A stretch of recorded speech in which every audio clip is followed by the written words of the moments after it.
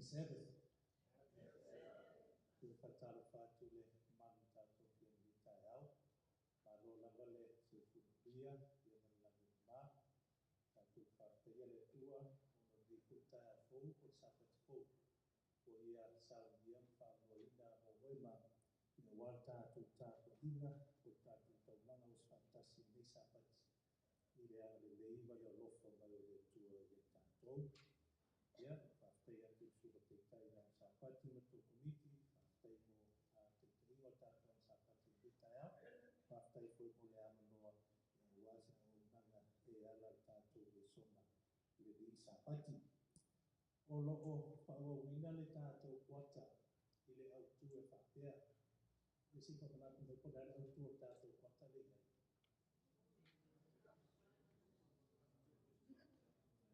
Ia, o tupu o lau mawhitanga mai.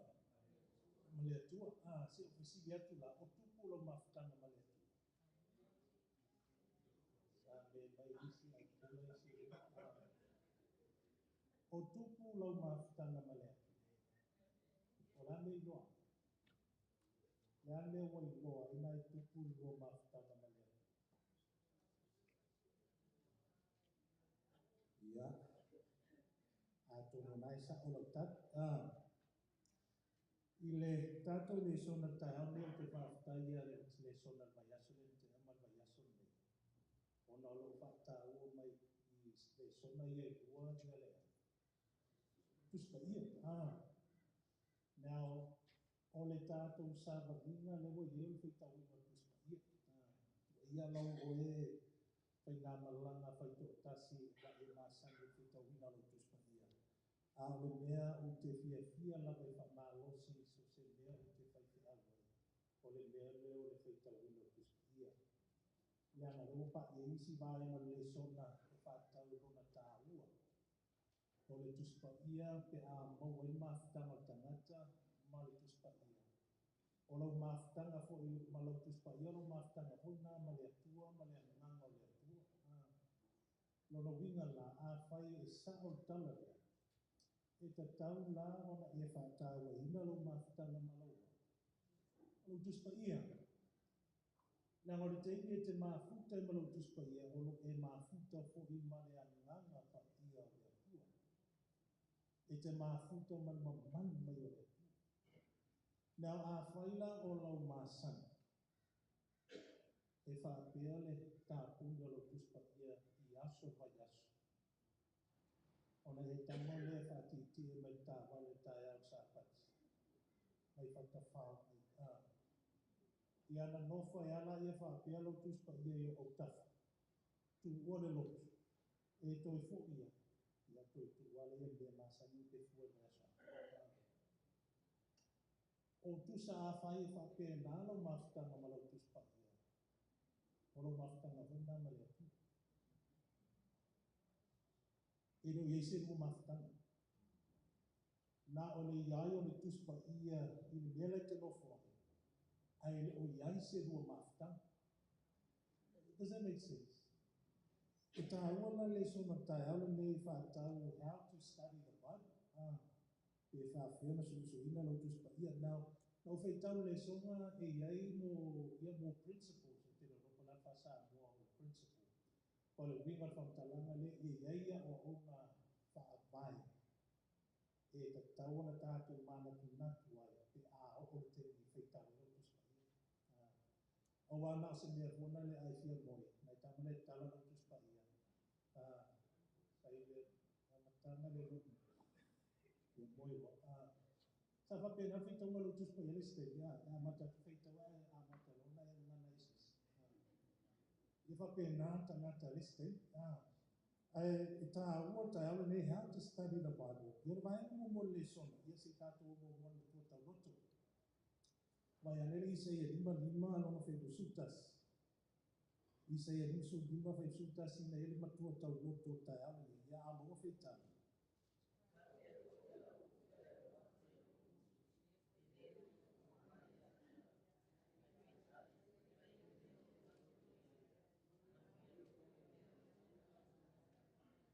Okay. Ia, e sau upu ai e to e fo ia. ele to fu fu le ile tu o le ase fe au mo faina mo mai I upu la ia o tata mo tu tau o le ase au mo mai e ele au tu o le mafu anga e leina fa aksa le tu le a fa pena le la o masani o le talena lo tuspa ia ma feitau o tuspa ia o le ai le impact o lo fina ngalo le tu e impact e o le teimi te feitau o le upu le tu e le fu Rono winga e iai le whamoniana. E o whaatasi ma le upo le atua pe ta tala lo te spaia. Ia ma e tau sami whale ana. E le whamai whapea tania, I don't think e se upu sa mo le whamai le. Whamai le tau le anorexia. Tau no le whamai. Anorexia mo le mai fone le tangata e musu ai e musu e i. Ai whamai e puta ilo mti. O le ai male e anu e la ti e iwa na malolo ona la wale mune ai ti no le fa fanga le ti le se malo se ti le ma fa ina ora ti fa fera le ta o spiritual anorexia ya va pe ise ma I fa le ngana fa e wi la valeta to te fe ba ai ya to va ba ai le fa pe se puta o le fe ya ai le no po la ma I le anorexia ele loa mai po la spiritual anorexia le fefe'a. Ele o ai whaleana, mai le o inu whaleana. Alau mata na oti whaleana. Now le spiritual anorexia a tono se mea lea o lo mawai nisi. A le fina ngalo lava le atua. Ia watu pe salu upo le atua. A toi fui la ele fui fua. Ai fui e ele mo mauri upo le atua. Lai ola tamu. Ai ola te. Ola wo sui le tamu. La wo sui le tamu. Mai ane la ia lau tuspa ia ngā rengam tau ko sufitu. Ngā rengam tau sufitu kai sutasi. Ala vai mo mor tato le sona baba ai le mea lea. Ia e whata waina ia iai se teimi o lau mafutanga male atua. Ok, ia iai se teimi te whata waina. I ngā renga lam tau ko sufitu alona whai sutasi. Ia a moa whaitau.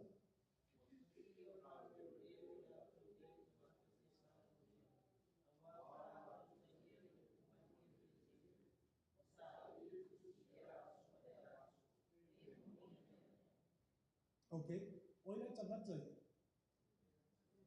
Tangata pere. O le ale nā sani o tangata i. O le ala tō mea whai whātau tuspai. E su e le ala tei. Ka mena whanei. Le aso ma le aso. O le aso ma le aso e whai tau ai. O tangata pere. I le me whaina e whasine. I se mese. E whai. O le ala le mea la unga. I se whai la unga le mea le I tangata pere. E whanongo. Ai umatoio. Su e pesa o le mea. Lena tala no ya swa. Si vai a pesa o le mea. Pues tapo che, triple che. E vai a pesa a swa. Au tō mō. Ono lato masan. E su e fiere mea mo. Su e tuspa ia. O le teni nei le mutato e. Mo tene a o onga e whatatau le tuspa ia. Mo tene a o onga e whaonga ele suwafo le atu. Ai e mo momi uma mea e te ime. Ai sea. Nā whanewham tana na tuspa ia. O le a iai le ti a polo na tea. Whase. Does that make sense? O la iei ile autu o ngā wenga mule ti a polo. O le a whase. Nā a whaina o le tangata e whatamala I lau mawhtanga ma tuspa ia. Nā lau saua te whaalonga o le alime te whaalonga tuai I to ina ma whiwhiawa. Pesa o pese. I te alo mawewha pesa. Nā nā ai le noe ese matuspa ia. O le mea te tauna iai lau mawhutanga malau tuspa ia. E te whaanoa ina le taimi I aso uma. Aso uma. Nā whaina e whapea mai pasta ia isia. Ino e te mita tau te pesi lei lesi te tai au tapat. Oma. Amero su mita. Oma mita. Ya marwa ya. On dia fafta. Bibi ya ya tu te ni. Ni. I think it don't swing ngana tai au tapat. Pe a fo si so manga ta tu fi so tu pa ia. E tau ta tu fa pe. O mai fi tau lu tu pa ia ni ba.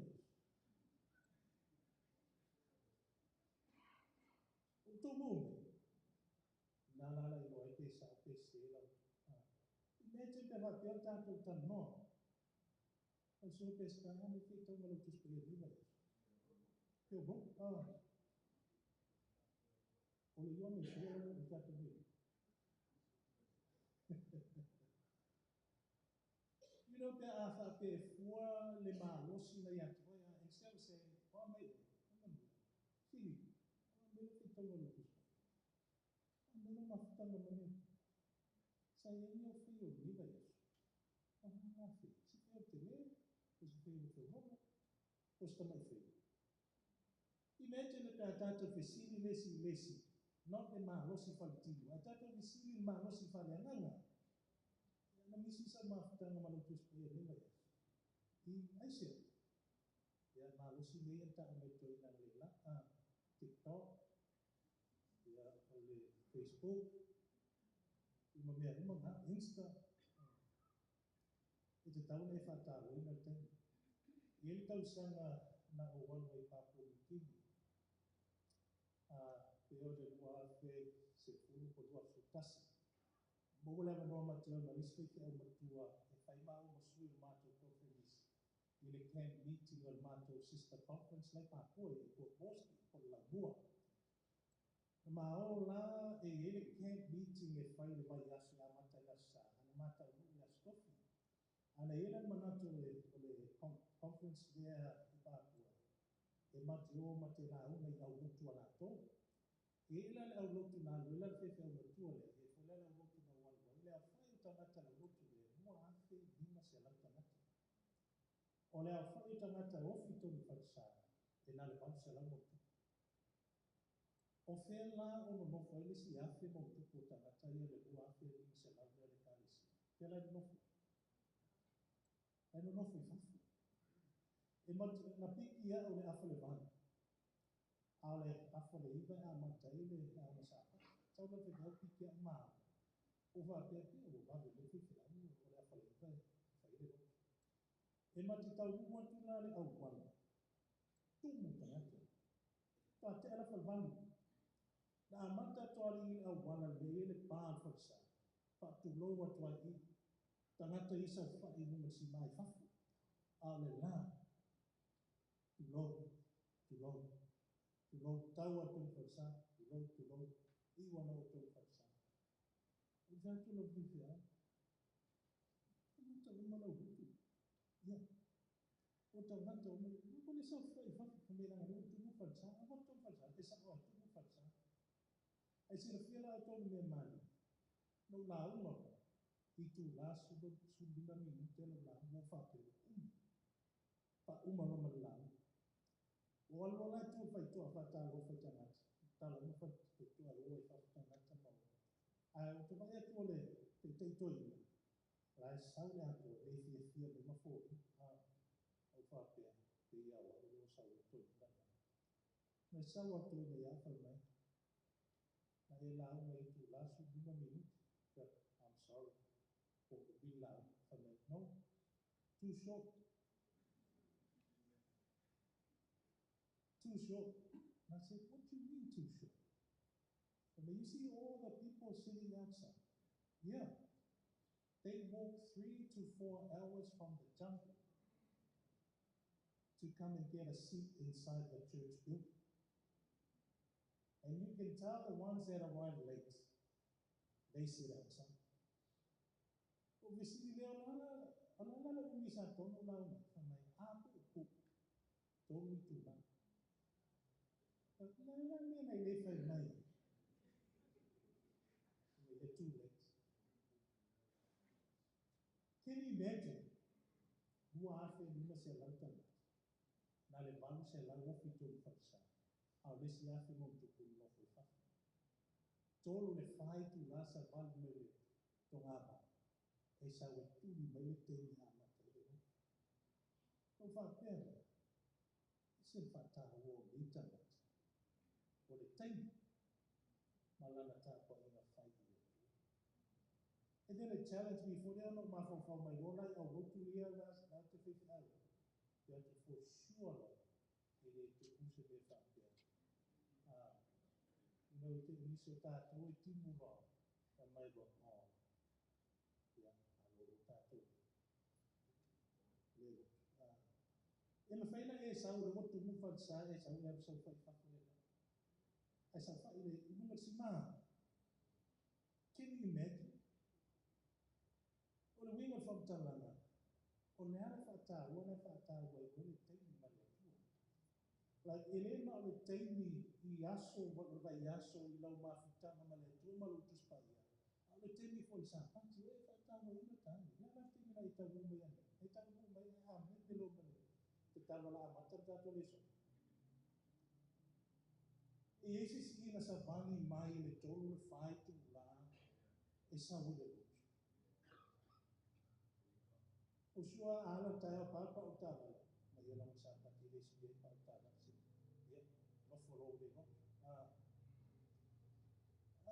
to mo me no fa ta la o ta ngata nei e po I sa te nyala tai o usu sa mai tonga na sa vangi ona lai fata o le taimi e sa paki le tua a lai fata o hole ko le so si e ma fa one la ko la to na fata o na te fata o le taimi o le mena fa pe pisi no le mena pis depende te mire la e te moi a vai to e tamu tasi alo te fo si aki po se kilo la mo lo na o lo tano tu va pe si aki la ai tinga I lo mal Facebook o minga mal Facebook sa sa TikTok Insta ya le si ana si lo pu na ya lo lo pu na ya mo man la si ma mai TikTok ite ya le wa tu lo ma fa ta ita lo lo si ma pu e lo ma TikTok o ai e time o e pu le time you have time pe a e tano e fatao ai ane fatao e oite e fua ka ia e loa tuai te le fatao o to mo o lo le fatao o lo temi ma lau tus pa ia lo le fatao o na temi o na le tu ai si e mana ia la se lea mai ia tua o upu le lei uma I lafu le tua o la mea ma lo talo temi le atua si le se le ai se pasi o walunga ya anu ma ni mere le a le teime feita o male atua o la isi a tolo kokala e fatau ina la lau teime male atua lau mafutanga male atua e ai fo le vaenga le sona fatau no fuanga e vai ale ma rekom tau ku mo ma rekom tau ku mo a lona fei ko to su lima ya e te lea mea na pai e Yesu sa fina na lo Yesu fai fata te ina yo maso le ma rekom tau ku mo fai to su lima ya a mo fai tau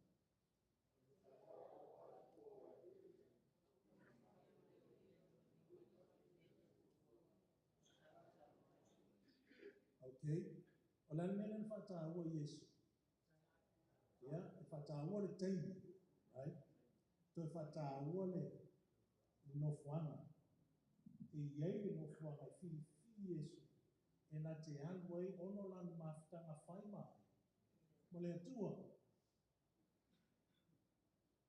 o e whaia se tūlanga pa pēnei le mafutanga mo le o Yesu teimi te vāenga po se no fuanga to tōro lau whane it doesn't have to be so you know te pe o se mea lava na whai ona e whai malau masa o I au te alu te mafuta te male.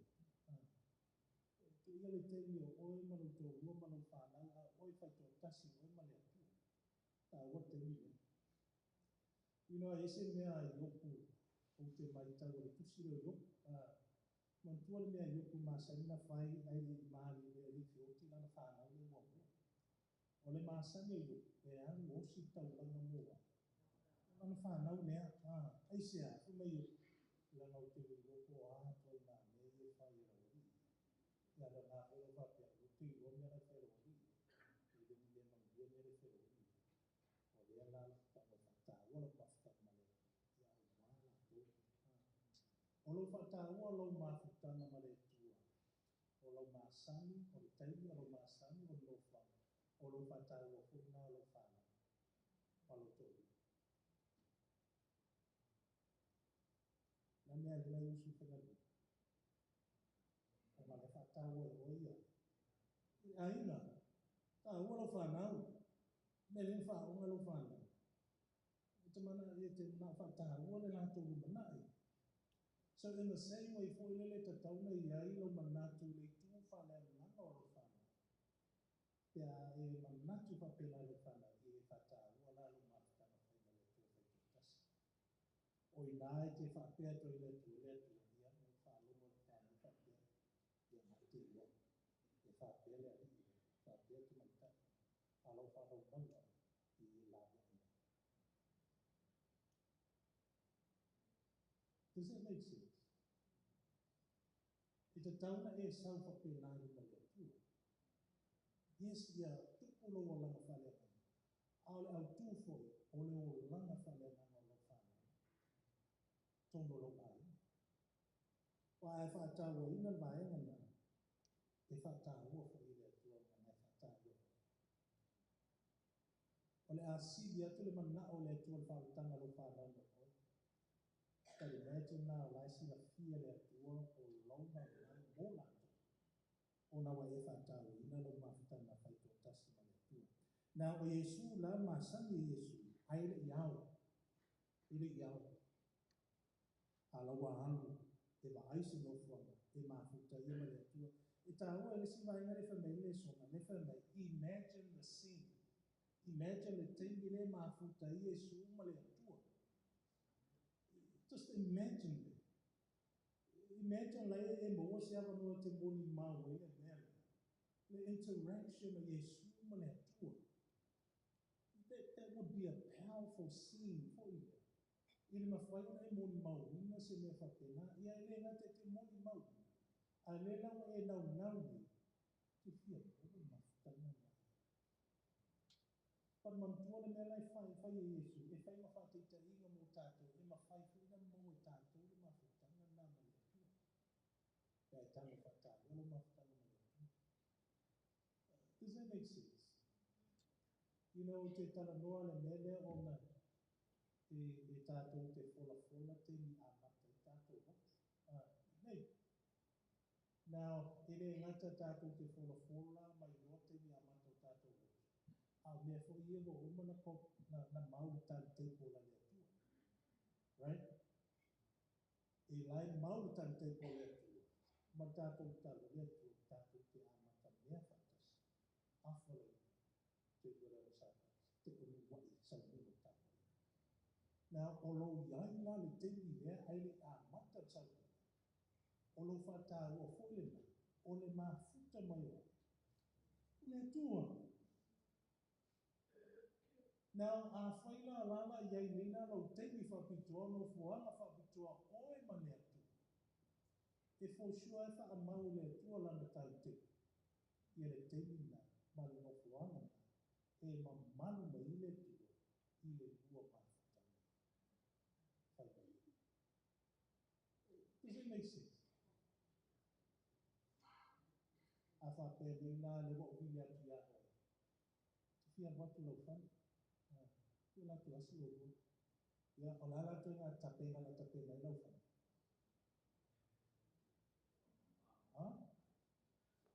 For sure. Se tana whatusa. A pēla le lawa uhi atu a le lawa whapea mito I le vai lo uhi mito mei la nasa. Ui ka whiwhi. Ia leli. Ia.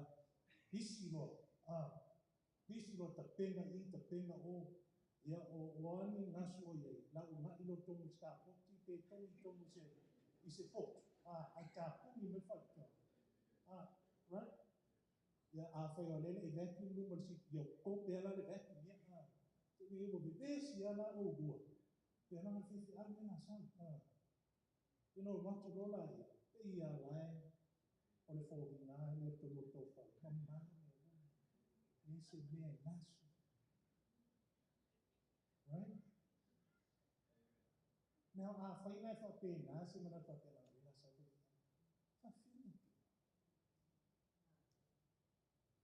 tu e fa tau ina la taini ma le tua se no fuana ma le tua ta pena le e ana tai am sa o ba right a fai ole fa lo na la fe fe ona e sa o lo ba a fai no le does it make sense ya ta ma fa tau ma le tua le ma mal mo tu le tua lo fe fe ko sisi la ta na ta no vinga na ta tau na yele attitude ya ti ta pena le te ki te ma futa ina le tua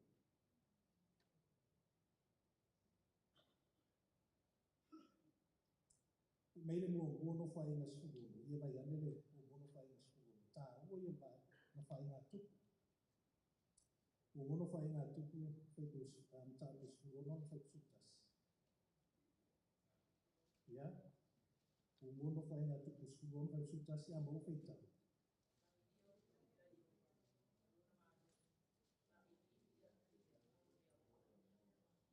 okay o le ale ma lo si la ye le tu la tanga ma lo si la ye le tu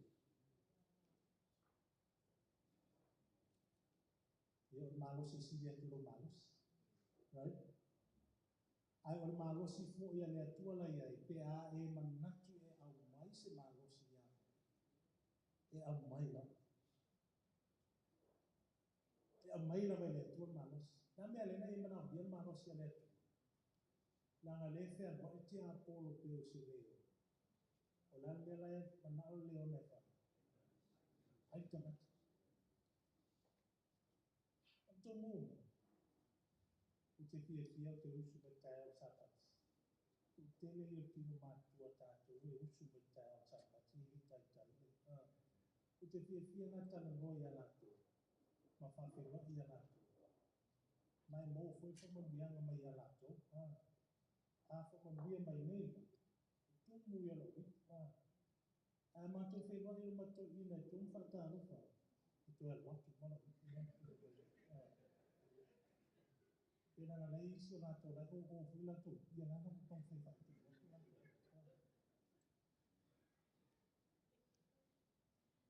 ia lo suma no si belo no ia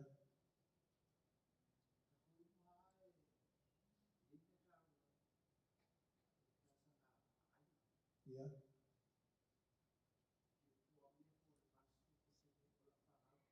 ia ia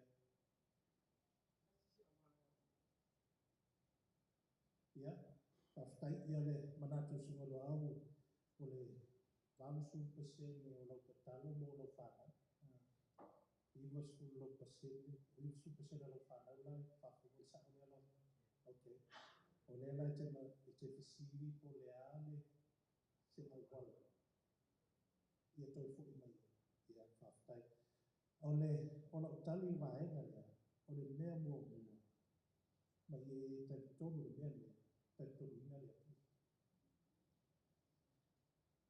i te tonu ina le le o le mele te tatalo toi mo lau whana o la e si le atu mana o le tua le o le mea lai te mana i le whapela i le titi lo mana o le mea ngata lo mana o mo le whaotanga lo whana o nala i lo mana but i le atua million times more than that. So for sure, o le teini te tatalo toi le atua, e tu sa mana onga, e tali mai ale atua. For sure it doesn't matter. But here's the thing. Either you will be alive eva aile tano tatano o le teio toitu I te aile tano tatano. Vatu le example ele ekalesia no walo le ke na bala ia o te speaker I ke. O lona le au le sapats na ele tanata na moli mau papea. Lua sumo tukuta usana o tatano mo tina mo ia. Na o ti alo tina ele toifu Ele tei na le mātou whenua I ke, o toi fo I mai le tua, o umana baptiso, o pai po weka, o le tei nei, la wawhai whi au tangata lea. Now, o le tei le na whaila na moni mau, la pai po weka. Ale, au tua lan tala na whai mai whamoa noa I, na o tino tina, ele na ai o tani le tua I lan tani. Ia wa umalala na moni mau, o tua to o whea tua, kuso, o te popole le lena. Pea tu langa le nefa mai lusu mo tuku tau sana o tatalo no tina. Ili tatalo masalo salo no tina. O le takangata tatalo kumi whapena, iliustangata tatalo masalo salo. O le tangata le tatalo mani mo tina, e tali mai le tua. O whiatu lena ia le uso le whiapai.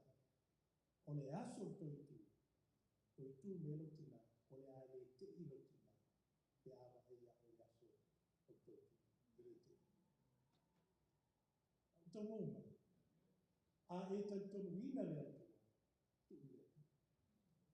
For sure, as to when, we don't know. As to will he answer? Yes. Now, a whai mauti noa me te tonga le atua e whapena. E mawalo file. Mawalo file. Te tonga ato tole. Ai mai tauni a pamo. Whawhina whasipo. Whawhina whasipo lo toe au. Whawhina tongi tongi whaliputu. O le te ia na whasi e te ia e pou. E te ia le pesi. E te ia te talo whaftai le atu. E sea, nanga lai tali tonu e ia ato tuane tu. O mo se so sabi tu sa mga sili. No, ia.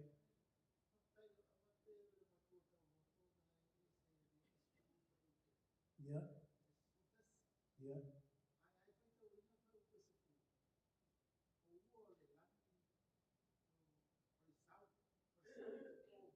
Ia. Ia. Ia. Ai mantu hona fai ko vanu ma le iwa le saire lensu. O to manatu, e ro manatu ia. O to wala, e ro wala ia. O mai fai ko a e iwa. A o le maua lunga le lani mai na lani. E ka pia ko ia manatu. Pia ko ia wala. No. It always are working there too. Ia tali te talo. He's always working. A e tai tonu ina la le tua. E tai tonu mani mautinga. O le a lama le tai metani mai le tua. O e so e fua le tai metani mai le tua. O le a tali le tua. Ia tali talo. Ia bua whautana whana. And that's good news for all of us. Leana for sure a tato. O ia i whana whakea. E le usa oni le tai nei mo le afio mai Yesu. Nei mofolo te tau. Nei mofolo te apahi. A whātāua, a tāua ia oi whautanga no whātau. Whātāua lau teimi ma le atua. No fuanga ma le atua. I malau mawhitanga tuska ia le atua. Does that make sense? Ia lau sima te tak, nesa si mera pa.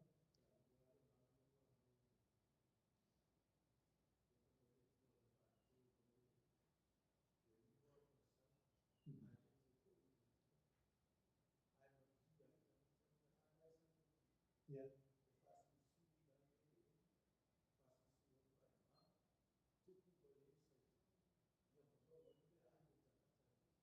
Yeah. Yeah.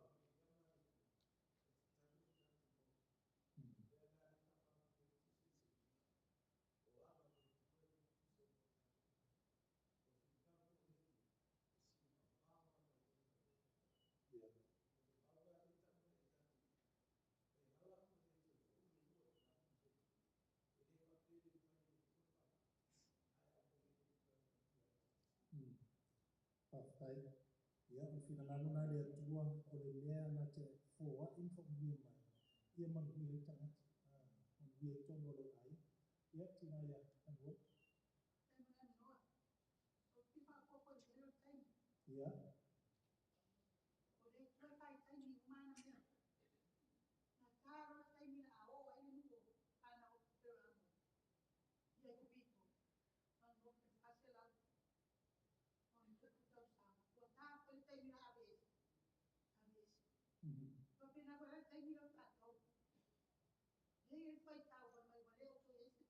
Yeah. Yeah.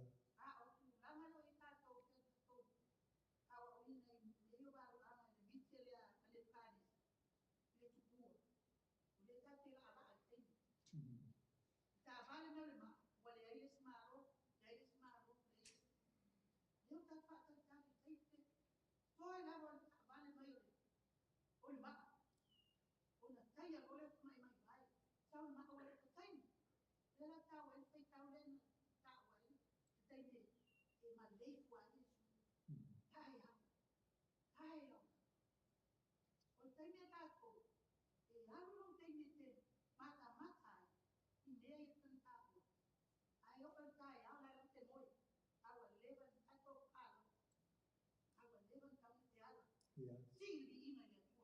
Yeah.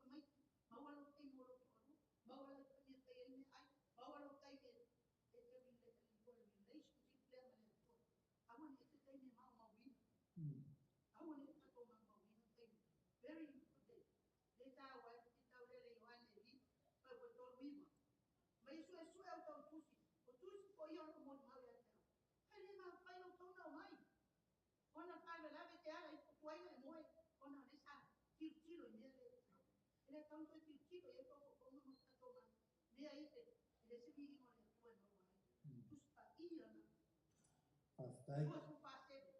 Yeah, whawhai rona mo manatu whadi ni tai au.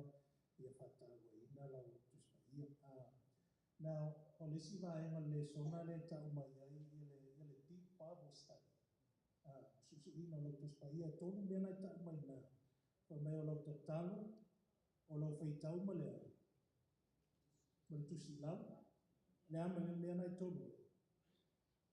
Ia ma le paso for share. Pray, read and write, and share. Now, e tā ua le mea lea o lo mana malama ato toa. Ma mana malama manino tuspa ia.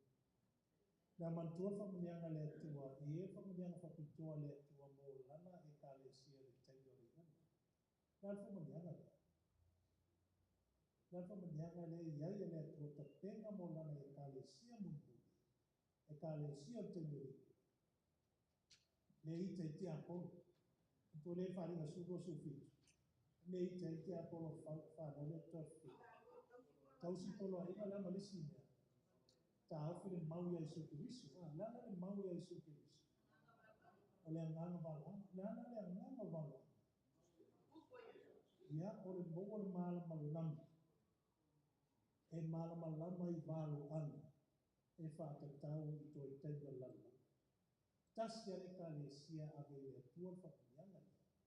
Nā langa e kālesia pātua ia mo le teimi o le unga. Mantuala le teimi o le tasi balu whawha. O le whai unga lea o lea le balu. E lua afe. Lua afe tōku se lau. O umana lua afe tōku se lau. Sa whapea viliani. O le la fio mai ia ai. Yesu ono le ale mai. E le whapea o le whamarino lea. Mamanu. Now, o le ale winga na toi manamnama I le whatau leo le whamarino mamanu. Nā mele toi manamnama I le wasesele la tuta. Nā le winga wha. O le wa amata Yesu o na ngā wenga muli muli whea. I le whawhawha I le langi. Now, tau whia o tau mtua I manino manama lama vaenga nai. Probably a few, but not everyone. Atono le winga la whamtalanga. E iai le manama lama o ta penga le tua mo lana e kālesia, te miri e kālesia ni I tātou. O mana o mia lo manama lama ato toa I valo anga ia. O na mantua me ia tolu le whai mai ia, I le sona. Te talo whai tau ma tusi. Nā manesi ia. E whaasoa. E re mawhaina e tango whaasoa se mea. E le o ato toa I lau. Manama lama. Wa a pangu le mea nei teibu. Ia, o lana le o ngā le mea pangu.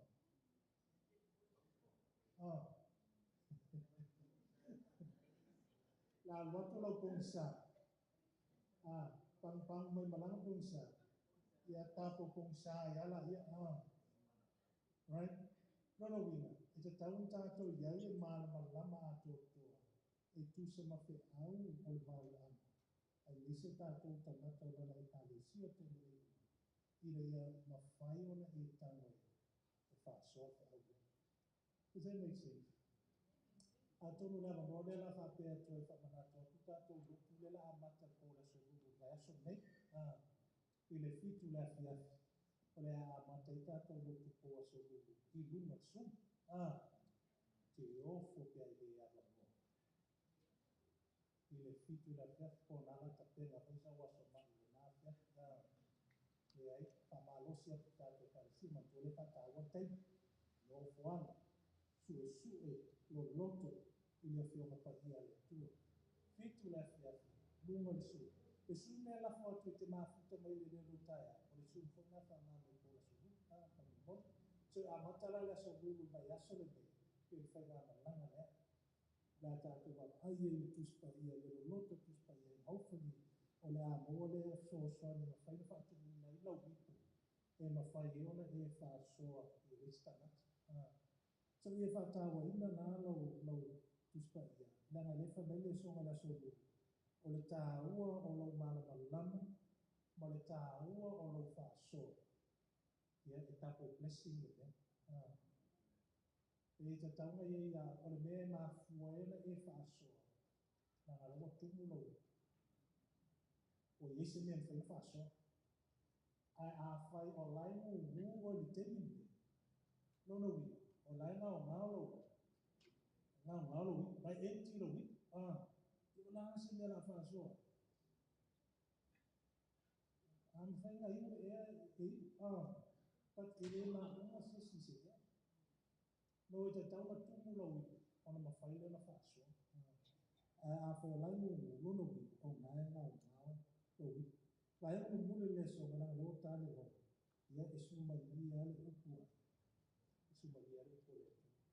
After yala ngola nga siya na. La mesa yo talbo sa ita at yung talbo. Ano ba mo wala tua? Ya. After yala ngola. Masalo ta pe pulis o ba na di. O fa pe ala sa ba nga dola. E ye le tay. E suma dia ya o le ko. Ele tem te fa tau nga, ai ma fa le ana le ko le. Ale tem ni la suma dia le ko le tua. Fa na ta yo na ave ese Tala. La ngai mafona sumali. Ongo wa e malama lama ato toa. I le kupu lele. Mantua le mena tupu tasi balu fafa. Ina walato I loa le upu na sumali. Alang mena tupu ina wale tupu mena manatu I tasi balu fafa. O pisa. O onga. O onga na mea isa. Wale tupu mea sa manatu na tole. Winga le fakta lama lua fitu sena. Ai ina mo toe maala malama loa la. Mantua na toe maala malama. Moa maala malama fafa. Ana mafua ona laifa mele tu se pa ina tabu skulu. Ko mai toya. Toi babalu. Ni toi sui, toi study. Ole ato mwana winga lua hafe toi selang. Ino malama lola no winga fa mamau malu. O inala na toi sumalia I lola. Na se senta toi tau. Ole winga lua hafe toi selang le. Ole fa mai malu. Mo ia Yesu. Yo na toi tiute I le falta fai I le langa. Nono winga. E uma rofa mai ino malu. So ono male. Le fio mai. Nono winga la te tauna na ola mana tu natu tātou le teime le tātou iai. O teime le uma le tātou iai. Langa lawa iai Yesu na tiute ni muni whakatawhai. Le o teime wha mai man.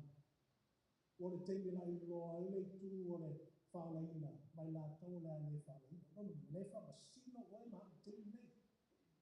E iai na le teime e uma le wha masino. O nā lola. O la I loa I po whea le tu wha masino. Ola iei ona. Iei tangata e ta tau na whao o tangata le kalisia. Tau na whao. Ai a o atu leso leo te le vai a e o lo whata mana ana. Ia o se leo te le wale no li o to. A pe ola le la ia uma ina le se leo te ia. Ia e manino le vaenga le tuspa ia ma lo na tanga ma tuspa ia. O lo iei tāpe nanga ato tua le tua. Sau iei oina, ai vise te o tātou o lata lo na tua tua. Ia alele tua whenga malanga. A whehiri whatau mo moia. Oila mafutanga o tuspa ia. Amatane. Amatane whatau o le teimu ma le tua. Ia aso uma o ia whatau o le nofo ana ma le tua. Mafutanga ma le tua. O le manuia na aina tua whenga malanga. O le manuia whenga tua mai ma le tātou tātou. Le atua lo mātou te mai le langi e whaatea lo whio mita e te ea mea na maua susu e ngā mātou le I aso mai aso. Ia, mā se whaapoponga le mita e au. I le atua lo whina ngana I mātou I loa mā sani lo whio te turuina o I aso kuma lo toi le whina ngana. Ia mātou whaataua la te miro toi I le mātou mawhitana ma oe. Ia whatu te le lelo mātou mā losi. A wao ta ala mare fili e whaai vai ma whase ma tau. A mātu ma los, o la whaila te e vai ti apo. O le a fua vai le mātu ma whakana iasu ma malo fili. Ma le ngā losi te whanabia mai ai. Ia vai na toi mita pe ina misa pati. Tu mau tewe ina ia tawara mai Yesu. Amen.